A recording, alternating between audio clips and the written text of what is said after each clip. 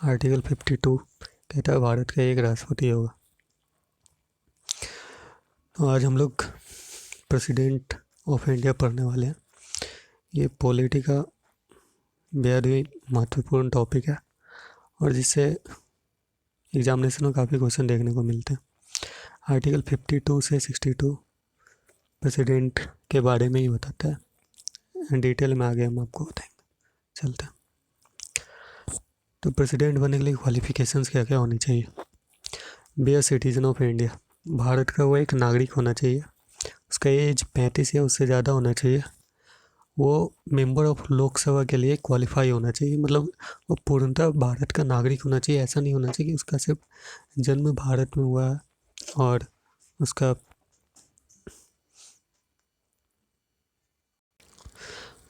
Citizenship Bharat से ही होना चाहिए। किसी और देश का सिटीजनशिप होगा तो भारत के राष्ट्रपति के इलेक्शन लड़ने के योग्य नहीं माना जाएगा। Not hold any office of profit under central, state और लोकल गवर्नमेंट। वो किसी भी प्रॉफिट के पोस्ट पे, पद पे नहीं होना चाहिए किसी भी सेंट्रल, स्टेट या लोकल गवर्नमेंट। अगर है तो उसे रिजाइन करना होगा, तभी वो इलेक्शन लड़ सकता है। Not be a member of parliament और स्टेट लेजिस्लेचर, पार्लियामेंट या स्टेट लेजिस्लेचर का मेंबर भी नहीं होना चाहिए। वो किसी भी पार्टी से बिलोंग नहीं करना चाहिए। अगर उसे प्रेसिडेंट का इलेक्शन लड़ना है तो प्रेसिडेंट न्यूट्रल होता है, इसलिए उसे किसी एक पार्टी से बिलोंग नहीं करना चाहिए। उसे रिजाइन देना होगा अगर किसी पार्टी से बिलोंग करता है तो। मस्ट नॉट बी बैंकरप्ट और मेंटली सिक, बैंकरप्ट नहीं होना चाहिए और मेंटली सिक नहीं होना चाहिए। बैंकरप्ट यानी कि दिवालिया नहीं होना चाहिए जैसे कि विजय माल्या है, और मेंटली सिक नहीं होना चाहिए मतलब उसका मानसिक सिचुएशन सही होना चाहिए। तो ये क्वालिफिकेशन है और आगे चलते हैं। प्रेसिडेंट के इलेक्शंस इनडायरेक्ट इलेक्शन होते हैं। प्रेसिडेंट के डायरेक्ट इलेक्शन नहीं होता। इनडायरेक्ट इलेक्शन से तात्पर्य है कि ये इलेक्शन डायरेक्ट जनता द्वारा नहीं वोट किया जाता।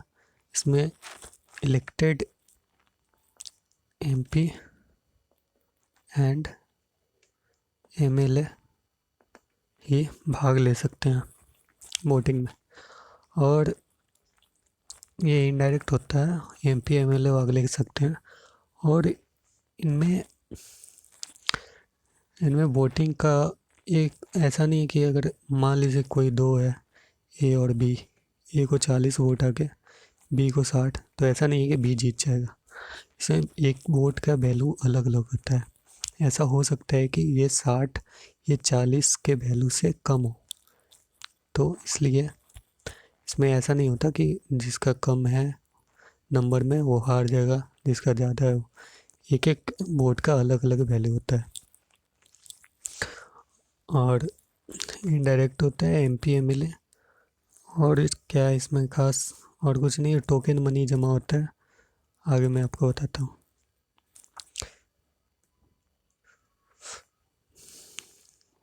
इनडायरेक्ट, सबसे पहला चीज़ इनडायरेक्ट इलेक्शन होता है।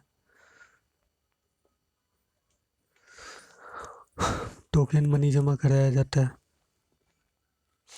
15,000। किसी के अगर 1/6 से भी कम वोट मिले उसके टोकन मनी जब्त हो जाती है। अगर 1/6 प्लस 1/6 से ज़्यादा वोट है तो टोकन मनी वापस हो जाती है, ये रिफंडेबल होती है। अगर 1/6 से कम है तो ये वापस नहीं होती।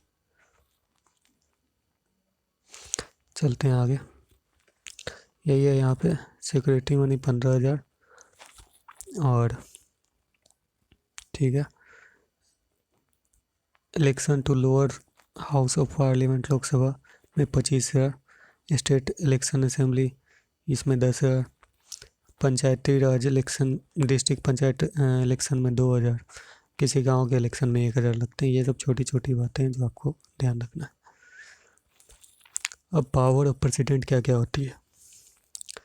तो एग्जीक्यूटिव पावर होती है, लेजिस्लेटिव पावर होती है, फाइनेंशियल पावर होती है, मिलिट्री पावर होता है, जुडिशरी पावर होती है, डिप्लोमेटिक पावर होती है और इमरजेंसी पावर होती है।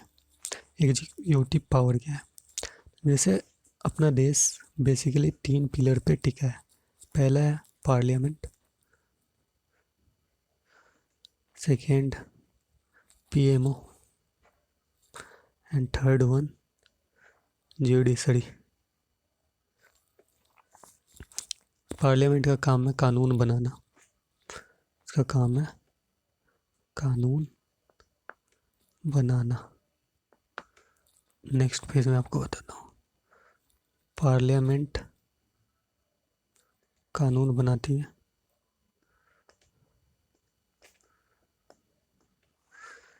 पीएमओ का काम है एग्जीक्यूट कराना, जुडिशरी का काम है अगर कोई लॉ नहीं मान रहा है या फिर किसी के साथ अन्याय कर रहा है, गलत कर रहा है, तो उसको दंड देना, ये जुडिशरी का काम होता है। तो ये हो गया एग्जीक्यूटिव पावर, लेजिस्लेटिव पावर। और एग्जीक्यूटिव पावर होता है जैसे इमरजेंसी लगाने के बाद उस स्टेट में राष्ट्रपति का शासन होता है। एक फाइनेंशियल पावर होता है, जैसे एक मिनट, फाइनेंशियल पावर होता है अगर प्रेसिडेंट चाहे तो बिना अकेले भी किसी भी फाइनेंशियल बिल को अप्रूव कर सकता है। अगर कोई मिनिस्टर लाता है कोई बिल, तो बिना प्रेसिडेंट के सिग्नेचर के वो बिल पारित नहीं हो सकता, अप्रूव नहीं किया जा सकता। अगर ये चाहे, प्रेसिडेंट चाहे तो मना कर सकते हैं। एक ये होता है। और मैं बता दूं, एग्जीक्यूटिव हो गया, लेजिस्लेटिव हो गया, फाइनेंशियल हो गया, military power. Military power military power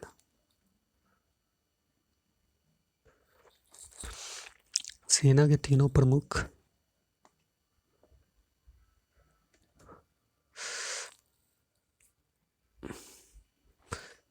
तीनों सेना के प्रमुख प्रेसिडेंट होते हैं।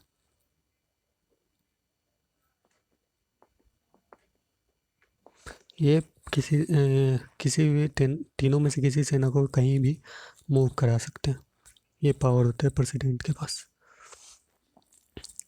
जुडिशरी पावर, जुडिशरी पावर के अंतर्गत प्रेसिडेंट किसी की सज़ा को माफ़ कर सकते हैं, सज़ा को कम कर सकते हैं और फांसी को टाल सकते हैं। ये पावर होती है जुडिशरी पावर प्रेसिडेंट के पास। डिप्लोमेटिक पावर और emergency power. Diplomatic power president के पास होती है। ये किसी भी ट्रेड से रिलेटेड या किसी भी नेशनल, किसी भी जरूरी काम से किसी भी दूसरे देश के हेड से ये बात कर सकते हैं, कांटेक्ट कर सकते हैं। ये डिप्लोमेटिक पावर है प्रेसिडेंट की। Judiciary power,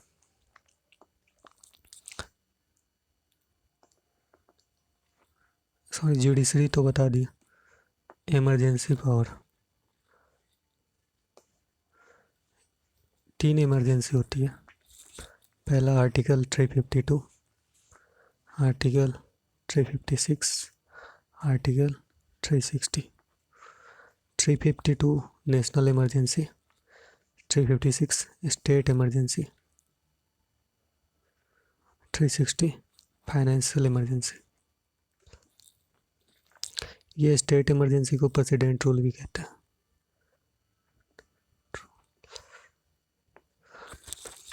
national emergency Bharat में 3 बार लग चुका है। पहला 1962 इंडिया चाइना वॉर, दूसरा 1 मिनट थोड़ा स्पेस बना लेता हूँ।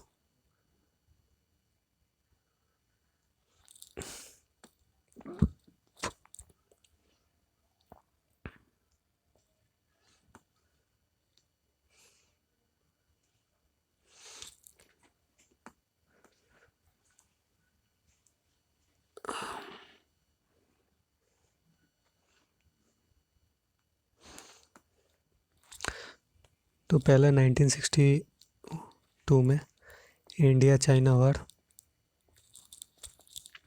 1965 में, और एक 1975 में इंदिरा गांधी ने लगाया था, जो कि गलत था। उन्होंने अपने सत्ता को बचाने के लिए लगाया था। काफ़ी क्रिटिसाइज की जाती है इंदिरा गांधी आज भी।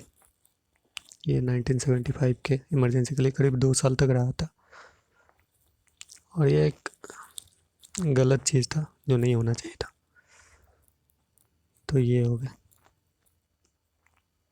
और 360 फाइनेंशियल इमरजेंसी एक बार भी इंडिया में नहीं लगा है, 0।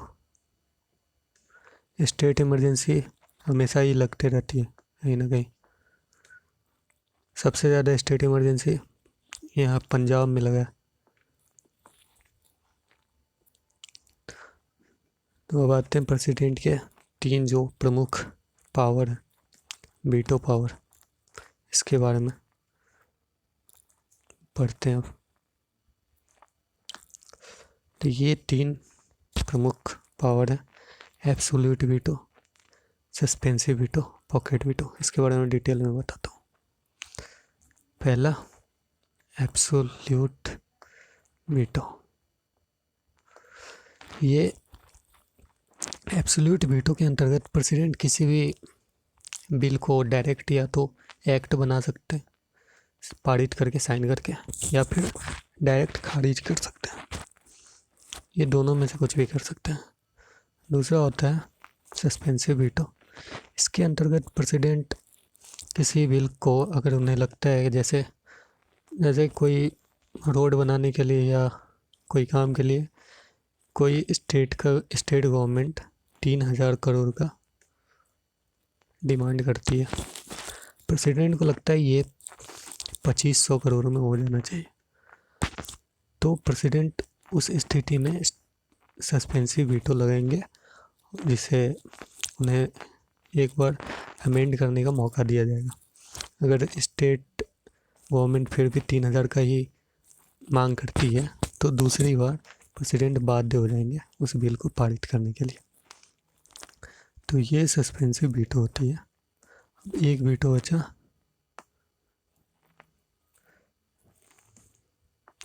ये तीसरा है पॉकेट वीटो। पॉकेट वीटो के अंतर्गत प्रेसिडेंट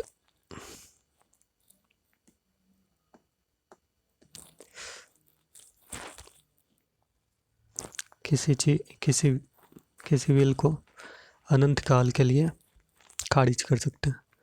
ये पॉकेट वीटो का पावर इसलिए दिया गया कि अगर कोई मिनिस्टर कोई ऐसे चीज़ का बिल पास कराना चाह रहा है जो जनता हित में कभी हो ही नहीं सकती, जो जनता हित के विरोध हो। जैसे किसी मिनिस्टर का दिमाग घुमा रहा हो, बोल दिए कि मेट्रो ट्रेन हमेशा के लिए बंद हो जाए, बंद कर देना चाहिए अनंत काल के लिए, तो ये जनता हित में कभी नहीं हो सकता। इसमें प्रेसिडेंट पॉकेट वीटो लगाएंगे और अनंत काल के लिए इसे खारिज कर देंगे। हालांकि ये पावर अमेरिका के प्रेसिडेंट को नहीं है, उन्हें 10 दिन के अंदर रिस्पॉन्स करना होता है कि आपने क्यों खारिज किया है, लेकिन इंडिया के प्रेसिडेंट के पास है। तो ये 3 मेन वीटो पावर है प्रेसिडेंट के पास। अब आगे चलते हैं हम लोग।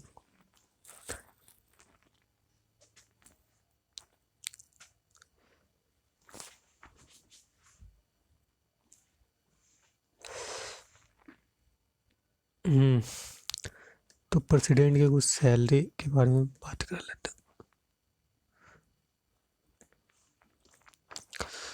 अगर कोई प्रेसिडेंट इलेक्ट होते हैं तो उन्हें क्या क्या फैसिलिटी मिलेगी। 1 सेकेंड। फैसिलिटीज,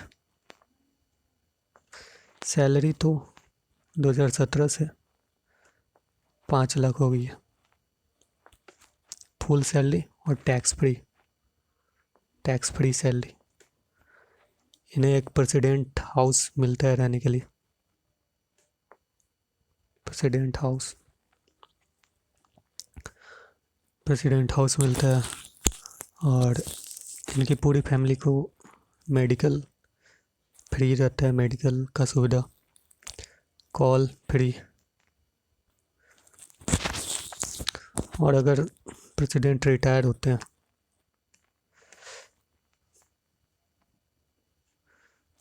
ये काम ही नहीं होता। अगर प्रेसिडेंट रिटायर होते हैं तो उनकी पेंशन उनका 2.5 लाख प्रेसिडेंट हाउस छोड़ देना होगा, जो कि उनके पास था रेंट फ्री प्रेसिडेंट हाउस जो मिला था, वो उन्हें छोड़ देना होगा रिटायरमेंट के बाद।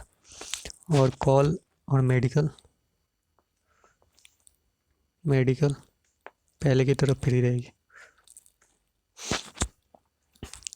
तो ये प्रेसिडेंट के कुछ फैसिलिटीज़ हैं।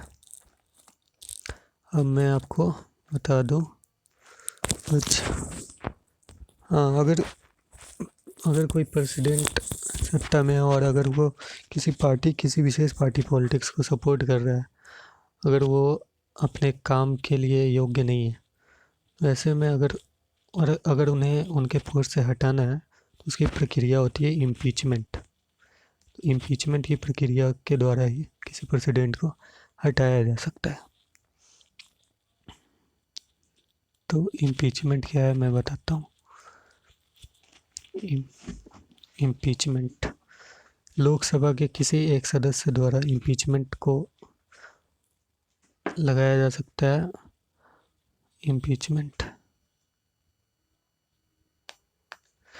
इम्पीचमेंट पारित करने के लिए टोटल लोकसभा के 1/4 सदस्यों की सहमति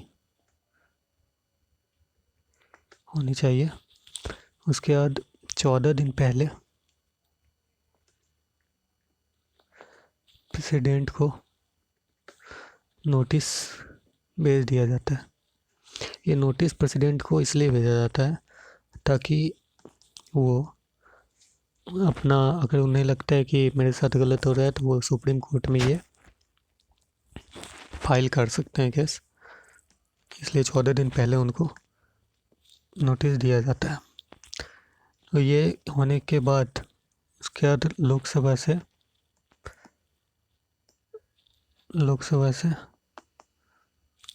2/3 वोट होगा तो ये इम्पीचमेंट आगे बढ़ेगा और ये राज्यसभा में जाएगा।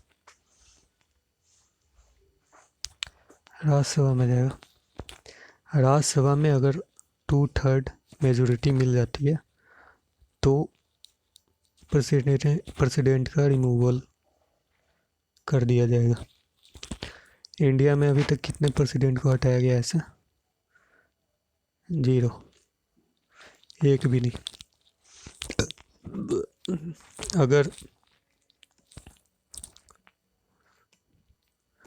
अगर कार्यकाल में प्रेसिडेंट का डेथ हो जाता है या फिर वो रिजाइन कर देते हैं, 6 मंथ के अंदर उनके डेजिग्नेशन पे किसी न किसी को बैठाना होगा, किसी इलेक्ट करके किसी को लाना होगा। और तब तक 6 मंथ के लिए वाइस प्रेसिडेंट बैठेंगे। अगर वाइस प्रेसिडेंट भी अनअवेलेबल हैं तो वाइस प्रेसिडेंट भी अनअवेलेबल हैं तो CGI, अगर CGI भी अनअवेलेबल है तो सुप्रीम कोर्ट के सबसे सीनियर मोस्ट जज तो ये है, हो गई, ठीक है। तो अब चलते हैं नेक्स्ट स्लाइड। ये प्रेसिडेंट से रिलेटेड कुछ इंपॉर्टेंट आर्टिकल्स हैं। Article 52, president of India Bharat के राष्ट्रपति होंगे। 53, executive power of the union, emergency state emergency लगता है वो। इलेक्शन ऑफ प्रेसिडेंट 54 में बताया गया कैसे होते हैं, इनडायरेक्ट होते हैं।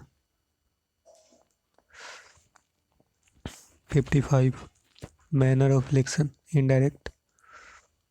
56, टर्म ऑफ प्रेसिडेंट 5 साल।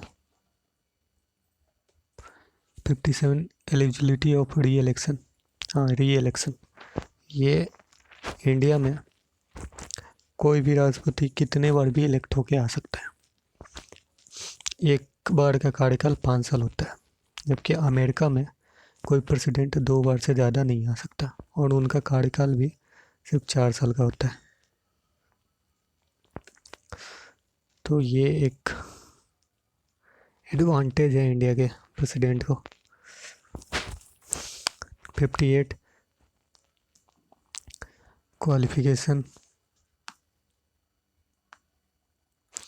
Qualifications for elections as president, मैंने पढ़ाया अभी आपको। 59, कंडीशन ऑफ प्रेसिडेंट्स ऑफिस, मैंने बताया आपको। 60, ओथ, प्रेसिडेंट ओथ लेते हैं वो। 61, procedure for impeachment president, impeachment मैंने बताया आपको कैसे होता है। 62, time holding election to full vacancy, ये 6 महीने के अंदर अगर प्रेसिडेंट का डेथ हो जाता है या फिर किसी कारणवश वो अवेलेबल नहीं होता, रिजाइन करना होता है, 6 मंथ के अंदर उनके डेजिग्नेशन को फुलफिल करना होगा। तब तक वाइस प्रेसिडेंट उस पोस्ट पे, उस डेजिग्नेशन पे रहेंगे। अगर वाइस प्रेसिडेंट भी अनअवेलेबल है तो CGI रहेंगे। तो प्रेसिडेंट का मोस्टली इतना क्वेश्चन में ऐसे ही आपको एग्जामिनेशन में देखने को मिल जाएंगे।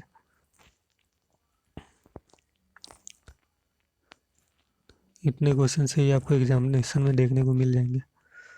तो ऑल द बेस्ट, आज के लिए इतना ही। Thank you. जाने से पहले चैनल को सब्सक्राइब कर लेना। एंड अभी नया नया गाइड, हो सकता है थोड़ा क्वालिटी में थोड़ा दिक्कत हो, मैं ट्राई करूँगा धीरे धीरे सब और बेहतर करने की। Thank you so much. Video like करना, सब्सक्राइब करना। Thank you.